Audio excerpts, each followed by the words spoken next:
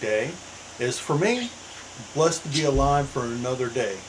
And just like I promised in my last video, today we're going to dive into all things pharaohs, the fantasy world and setting of my upcoming book of Wolf and Man, introducing Melisandre. So let's start with the basics. The world of pharaohs. Imagine a world the size of one of those giant beach balls, okay? Now picture Earth as a tiny tip of a sewing needle, or just a needle in general. That is how massive Pharos is in comparison. It's billions of years old, and I maintain a full timeline of major events, constantly expanding and reshaping it to suit my nefarious authorly purposes.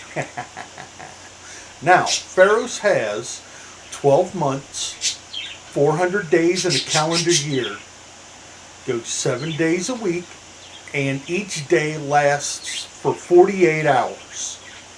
Don't worry, it sounds like a lot, I know, but it balances out to Earth's familiar 24-hour rhythm. Each lunar phase of my moon lasts for 3 days, which matters a lot for creatures like my werewolves. And trust me, we'll dive into my werewolves in another video. So let's go with the current year, which is the backdrop and the starting point for my story of Wolf and Man. The story begins in the year 4714, the rebirth of magic, or the rebirth, as I'm calling it. Why that name? Because Pharos has spent 4,048 years without magic. Back in the year 666, a cataclysmic event known as the War of the Magus wiped out all spellcasters, or at least that was the goal. The fear of their power drove the world into a purge. Female witches managed to survive by hiding into what I'm calling the netherworld, while male witches were forced even deeper into the shadows. Now, at some point in the timeline, I have not created it yet, dwarves were enslaved and forced to mine a dangerous metal known as devileptrium. Devileptrium is a naturally occurring metal that strips all magical beings of their abilities. It slowly kills them with an incurable, magic-resistant form of cancer, and it forces anyone with magic to register who and what they are with the authorities of whatever city, town, or region they happen to be residing in. Non-human magical creatures were thus slaughtered. Whole species, animal, fae, flora, driven to extinction or near extinction, with some cases being that. Billions of lives lost. Only the dwarves have managed to survive these effects. Centuries of mining, the mining devileptrium has changed them, evolving into the only race immune to devileptrium's poisonous cancer. So as I said, this is the year magic returns. Now, at the dawn of 4714, magic is making its comeback. As the old saying goes, life finds a way, and it certainly has on Pharos. Melisandre, our heroine, mostly wolf, partly human, knows some of the world's history, but she doesn't quite understand what magic's return means.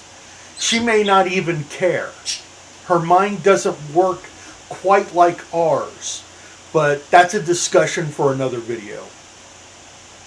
Now I'm going to be introducing people to my cosmos, and I'm going to start this off with the Ancient Ones.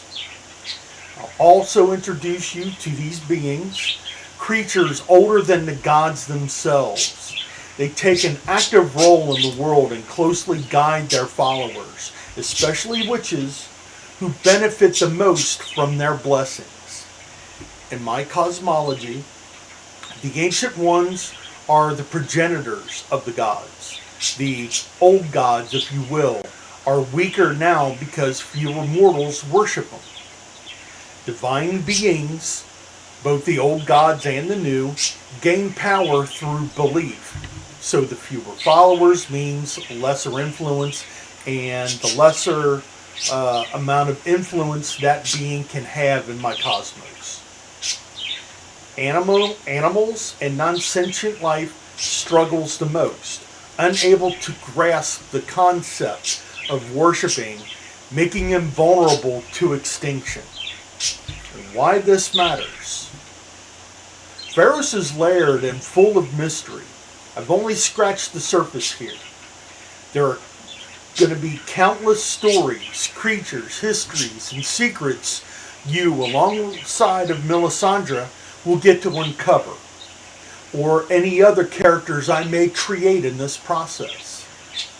So worry not, and I'll also create some vlogs about it as well. And no, I won't give everything away. If I did, then you wouldn't have a need to read the books. So, if you want to dive deeper into Pharos, visit me on my Facebook author page, TM Crim. And check out my Amazon author page. Grab your copy of Wolf and Man Introducing Melisandre. So that's going to be it for this video. I wanted to cut it short, but I wanted to introduce people to the beginning scenario of how this book is going to start. So thank you all for watching. Thank you for sharing this world with me. And as I always say, be good or don't get caught.